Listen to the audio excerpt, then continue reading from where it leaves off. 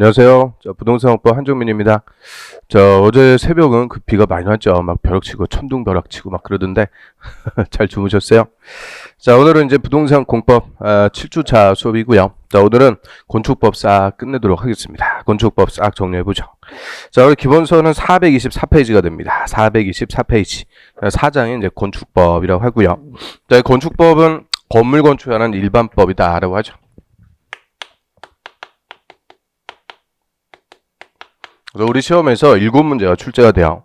그래서 이 국토법 다음으로 중요한 법이다라고 하죠. 그래서 우리가 이제 순서는 네 번째로 국토법, 개발법, 정비법, 그리고 건축법 이 네 번째로 공부하는데 중요성으로 따지면은 두 번째 법이에요. 그래서 이 건물 건축 우리나라에서 누구라도 이 건물이라는 걸 건축하려면 다 이 건축법의 규제, 건축 허가를 받아야 돼요. 그래서 일반법이기 때문에 기본 개념들이 많이 나오는 거죠.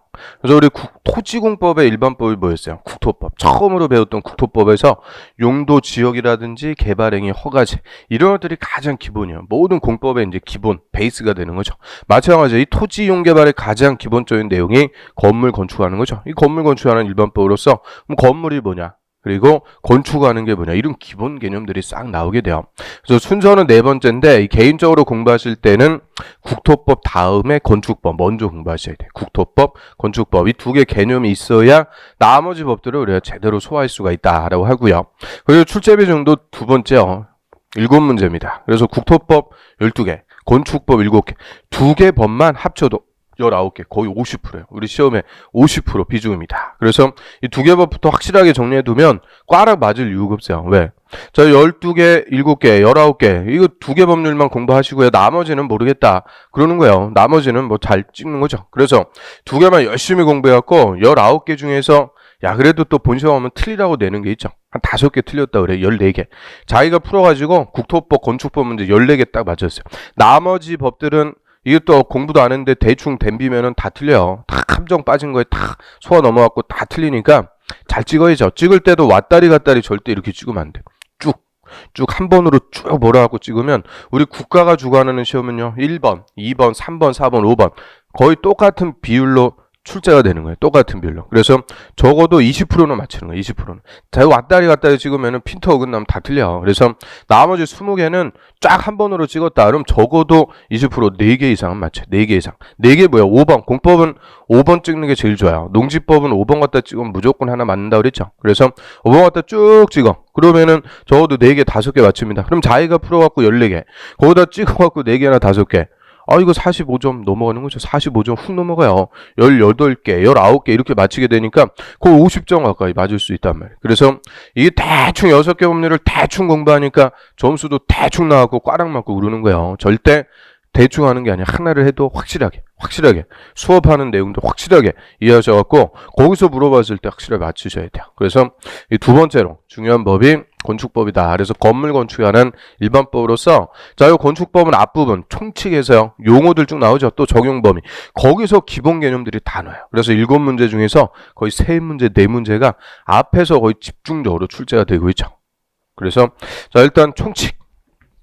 밑에 용어정의 보시면은 그 타이틀에 보시면은 화려하죠. 요새 그냥 매년 나온다 이렇게 생각하시면 돼요. 그래서 이 용어 우리 건축법에서 우리 시험은 어려운 건축 기준, 건축 기술 이런 거 물어보는 거 아니죠. 용어 이 말을 알고 계십니까? 가장 기본적인 거에서 출제가 돼요. 그래서 너무 깊숙하게 들어가고 하려고 그러면 끝도 없어요. 이 건축법도. 그래서 가장 기본적인 개념들만 확실하게 정리한다 이렇게 생각하시면 되고요. 그래서 용어에서도요. 우리 용어 위주로 하는데 쭉 내려보세요. 다음 페이지 넘겨보세요. 뒤에서 다 볼 것들인데 뒤에 안 나오는 거 일단 몇 개 한번 체크해보죠. 그 426페이지에 위에서 가로 7번 봐요. 주요구조부. 자, 예표표. 주요구조부가 26회 단독, 28회 단독, 2년에 한 번씩 단독으로 물어보고 있죠. 올해가 딱 몇 회? 30회. 올해 딱 물어볼 차례요. 그래서 주요구조부 이런 거 물어보면은 땡큐 한 거죠. 업무의 구조상의 중요한 부분을 주요구조부다라고 하고요. 주요구조부 6개 있어요. 내력벽. 거기서부터 앞글자에 떠올리시면 돼요. 내력벽 할 때 내자는 견딜 내자. 힘을 견디는, 힘을 받는 벽. 이게 없으면 무너지는 거. 외벽 같은 거. 이런 내력벽. 그 다음에 기둥, 바닥, 보는 대들보 얘기하죠. 대들보. 그리고 지붕, 틀, 주, 계단을 말한다. 그래서 딱 끊으세요. 그래서 앞글자 그대로 따면 내기, 바보, 지주. 간단해요. 내기, 바보, 지주. 다음은 사이 기둥, 최하층 바닥, 작은 보. 이런 앞에 쓰잘데기 없는 거 붙으면 다 틀려. 그냥 깔끔하게 내기, 바보, 지주. 다 여섯 외워두시면 되고요. 그 다음 쭉 내려볼까요? 가로 10번에 리모델링 봐요. 리모델링. 자, 리모델링이란 건물의 노화 억제, 기능 향상하기 위해서 대손 동그라미, 대손하거나 건물의 일부를 중축 동그라미, 개축 동그라미 하는 행위다. 자, 이게 또 건축법하고 주택법이 달라. 우리 건축법에서는 대손하고 중축, 개축하는 행위죠. 근데 주택법으로 하면 대손하고 중축, 개축 들어가면 틀려. 그래서 건축법은 리모델링 하면은 대손하고 중축, 개축하는 행위까지 포함하죠. 자, 넘어가 볼까요? 428페이지. 맨 위로 합니다. 자, 고층 건물. 동그라미 1번에 고층 건물.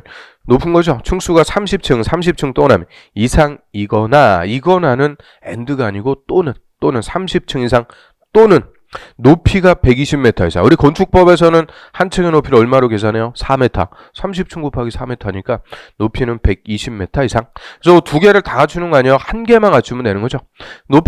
층수가 30층 이상 또는 높이가 120m 이상. 둘 중에서 하나만. 그럼 예를 들어서요. 층수는 29층인데 높이가 125m인 건물은 고층 건물이다. 맞아요. 층수는 29층이라도 높이가 125m, 120m 이상이니까 고층 건물이다. 맞는 거죠. 그래서 둘 중에서 하나 주면 돼요. 또 초고층 건물은 더 높아요. 층수가 50층 또는 50층 이상 또는 4m 곱하니까 높이는 200m 이상. 그래서 4m만 곱해주면 되니까 높이까지는 되고 층수, 고층은 30층 이상, 초고층 건물은 50층 이상. 그런데 또 동그라미 3번에 준초고층 건물.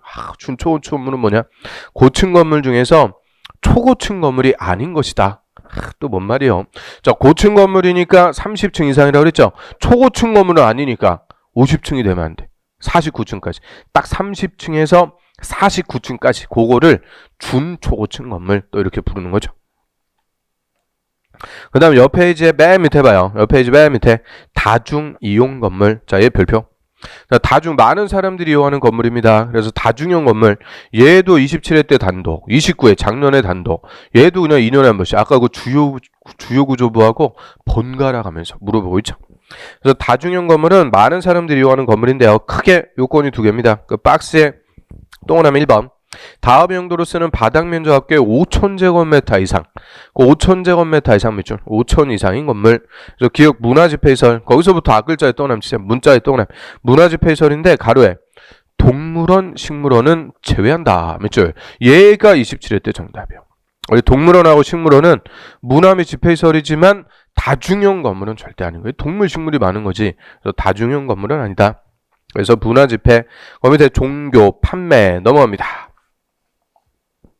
운수, 의료, 숙박시설. 자, 여기까지.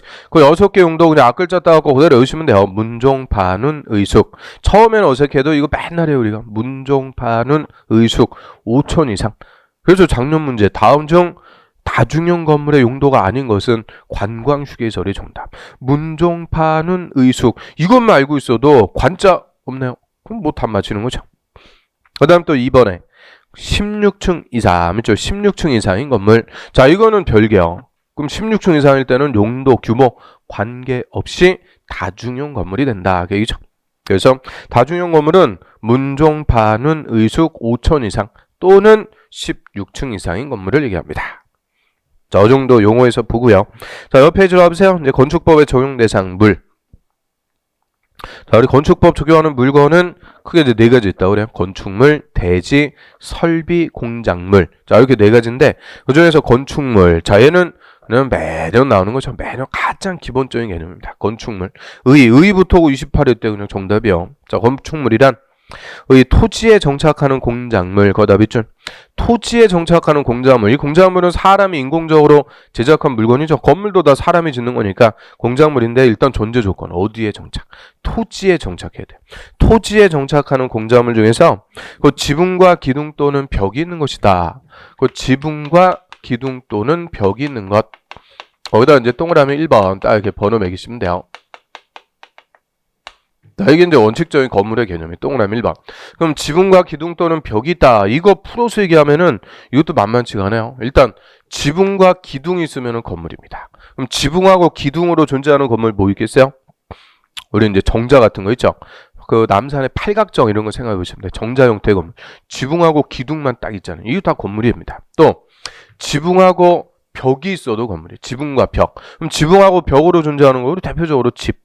주택 같은 경우는 크지 않으니까 기둥을 굳이 세울 필요가 없죠. 그 아파트 지붕하고 벽만 있어도 건물이요. 지붕과 벽 또는 세 개가 다 있어도 되죠. 지붕과 기둥과 벽 다 있어도 돼요. 그래서 저희 종류 따져보면은 세 가지입니다. 지붕과 기둥, 지붕과 벽, 지붕과 기둥과 벽. 그럼 무조건 건물이 되기 위해서는 뭐가 있어야 된다. 지붕. 이게 필수요. 그래서 지붕이라는 게 필수. 우리 판례에서도 건물로 보기 위해서는 뭐가 갖춰져 있어야 된다. 지붕. 이게 반드시 있어야 돼. 지붕. 그냥 기둥하고 벽은 둘 중에 하나만 있어도 돼요. 그래서 기둥 또는 벽이요. 이거 어렵게 물어보면 어떻게 주겠어요? 접속사 장난쳐갖고. 지붕 또는 기둥과 벽. 이러면 틀리는 거예요. 지붕과 기둥 또는 벽이 있는 것이다. 이게 원칙적인 건물의 개념. 그 다음에 이에 딸린 설물, 거기 동그라미 이.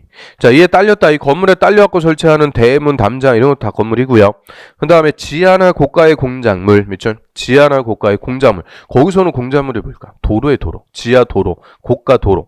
이런 지하나 고가에다 설치하는 사무소, 공연장, 점포 동그라미. 그게 28회 때 정답이죠. 점포, 차고, 창고. 자, 여기까지 지하나 고가에다 설치하는 거 5개요. 사무소, 공연장, 점포, 차고, 창고, 동그라미 3. 그것도 건물입니다. 우리 지하도 상가의 점포 있죠. 강남역 지하도 상가의 점포들 쫙 있잖아요. 이것들 다 건물이다.